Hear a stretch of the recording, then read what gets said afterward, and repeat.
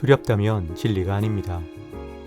진짜 자유를 주는 알을 찾아서 낭독과 사유가 어우러진 테리토스 오디오북 옥성호의 진리 해부.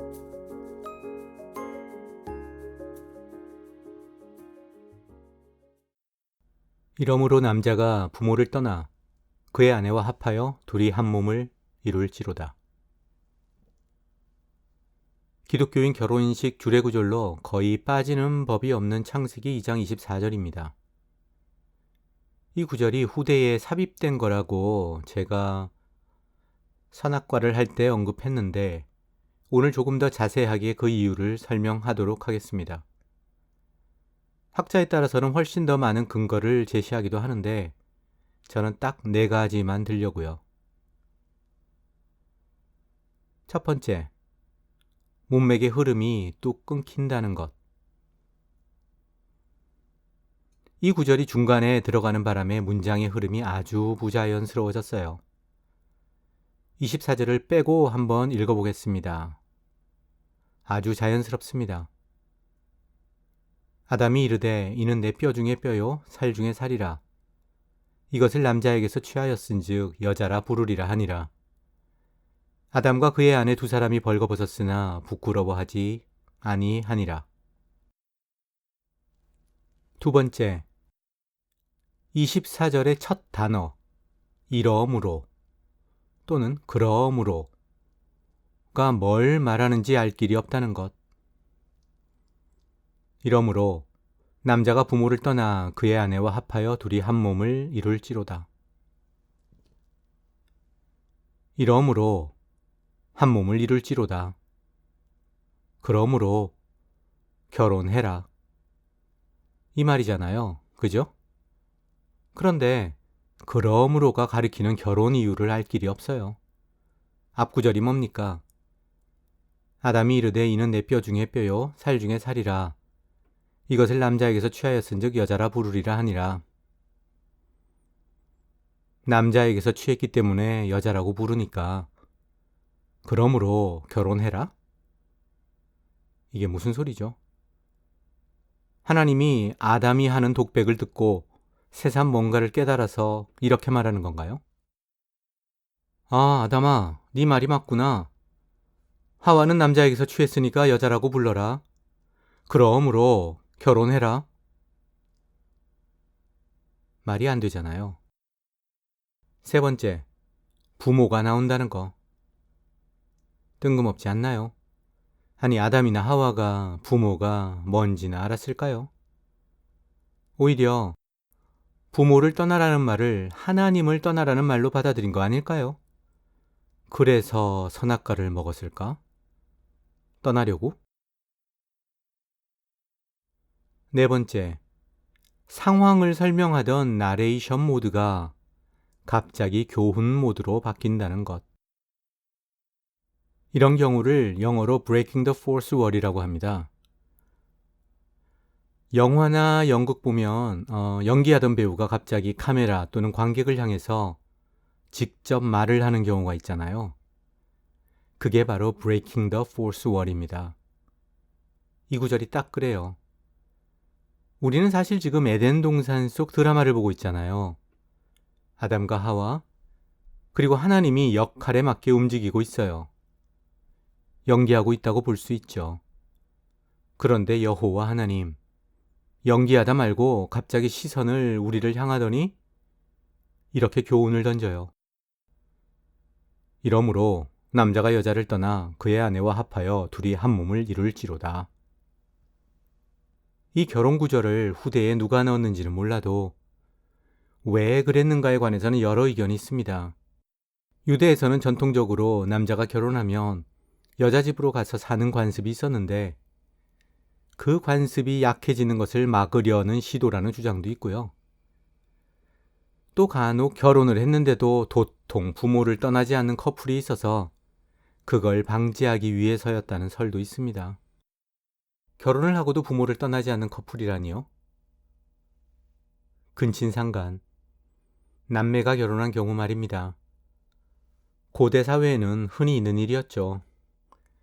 아브라함도 야곱도 따지고 보면 다 그런 경우니까요. 아무튼 중요한 건 이 구절이 후대에 삽입되었다는 겁니다.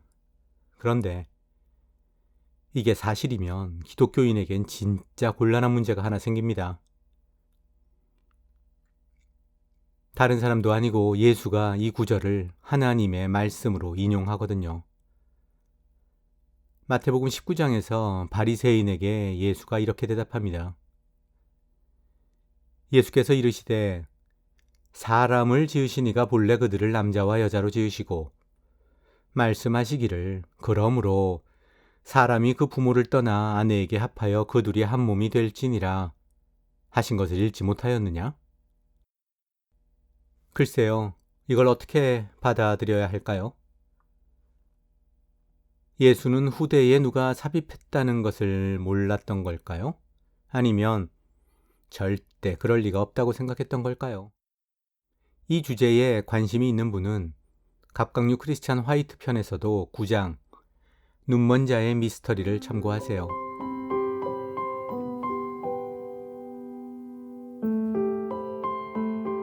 하와가 아담의 갈비뼈에서 나왔다는 걸 가지고 교회에서 흔히 하는 말이 있습니다. 남녀 평등을 의미하는 하나님의 지혜예요. 머리에서 나왔다면 남자 머리 위에 앉으라는 얘기고 발에서 나왔다면 남자 밑에서 기라는 소린데 딱 중간 갈비뼈에서 나왔으니까 남자와 평등하게 옆에 있으라는 말이지요. 얼마든지 이렇게 해석할 수 있죠. 어릴 때 이 설명을 듣고 참 명쾌하고 신통하다고 감탄했던 기억이 납니다. 그런데 선악과 내용을 이미 다 들은 사람이라면 이해할 겁니다. 에덴 동산에서 남녀 평등을 찾는 건 북한 정권에서 인권 개선 사례를 찾는 것과 별반 다르지 않은 억지라는 걸 말이죠.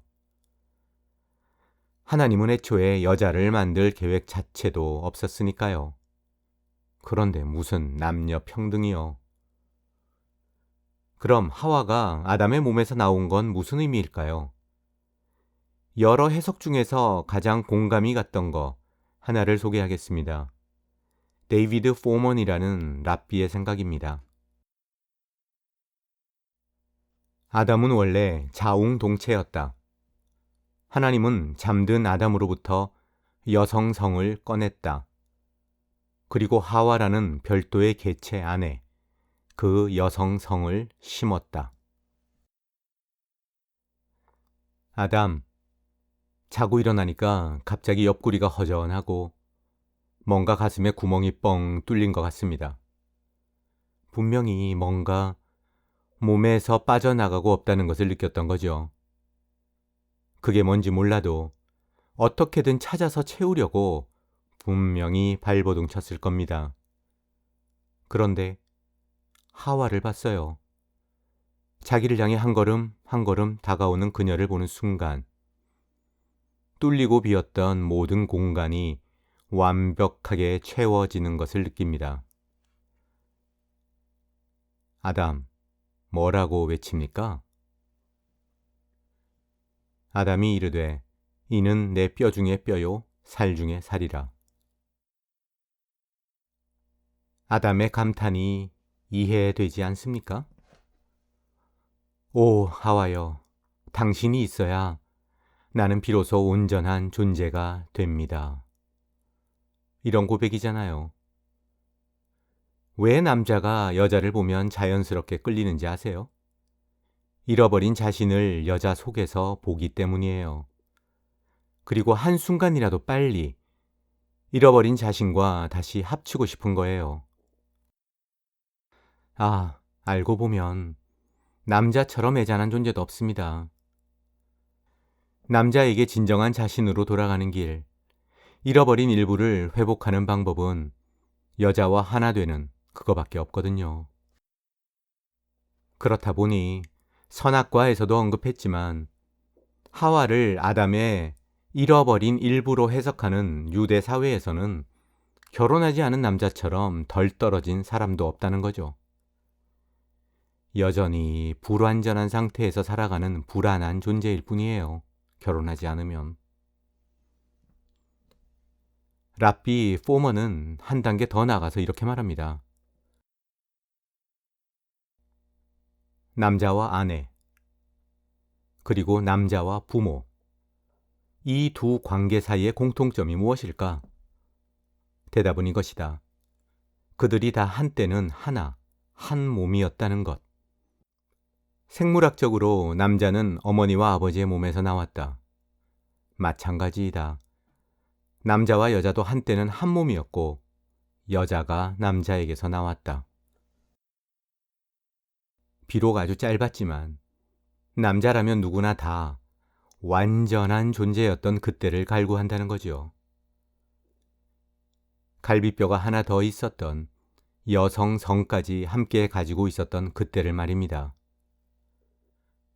그렇기에 남자가 여자를 만나는 건 오리지널로 돌아가는 거, 다시 하나가 되어 완전해지는 겁니다.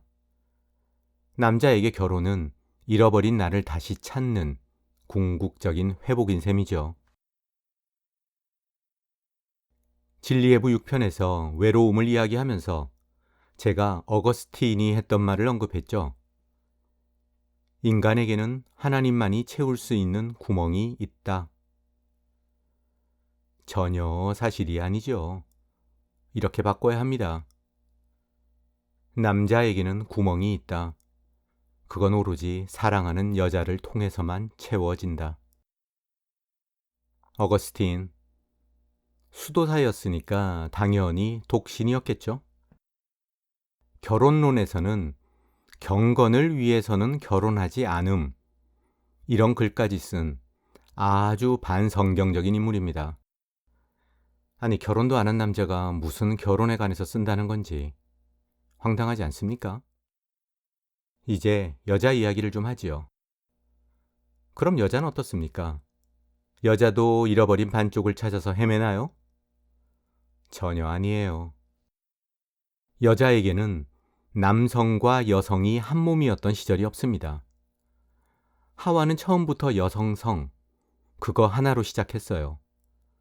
그러니까 불완전한 남자와 달리 여자는 혼자서도 얼마든지 완벽한 상태입니다.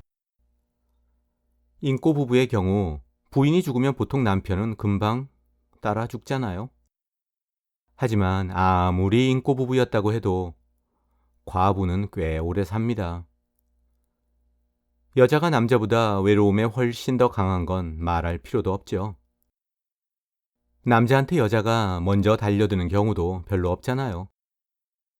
여자는 혼자로도 별 문제가 없거든요. 여간해서는 아무리 결핍에 시달린다 해도 남자처럼 몸부림치지는 않습니다. 한 가지 더, 창세기 2장에 분명히 드러나는 남자와 여자의 관계로 볼 때 유대교에서 동성애를 특히 반대하는 이유도 명확해지지 않습니까? 동성애는 자석으로 치면 서로 밀어내는 두 극을 합치려는 것과 다르지 않습니다. 왜 동성애자를 돌로 쳐서 죽이라고 했겠어요? 창조 질서에 반한다는 거죠. 성경을 근거로 동성애를 지지하는 사람들, 그 마음이야 이해하지만 성경을 가지고 그러는 건 인권을 신장하자고 그러면서 북한 정권 본받자는 소리와 똑같습니다. 야훼 하나님한테 동성애는 경천동지할 일이에요. 동성애를 지지하고 싶다면 야훼 말고 다른 신을 찾아야 합니다. 오해하지 마세요. 제 얘기는 동성애가 맞냐 틀리냐가 아닙니다. 오리지널 성경, 그러니까 기독교가 구약이라고 부르는 타나크, 히브리 성경은 동성애도 또 독신도 결코 지지하지 않습니다. 오늘도 들어주셔서 고맙습니다. 구독과 좋아요, 알람 설정 잊지 마시고요. 지금까지 진리해부 옥성호였습니다.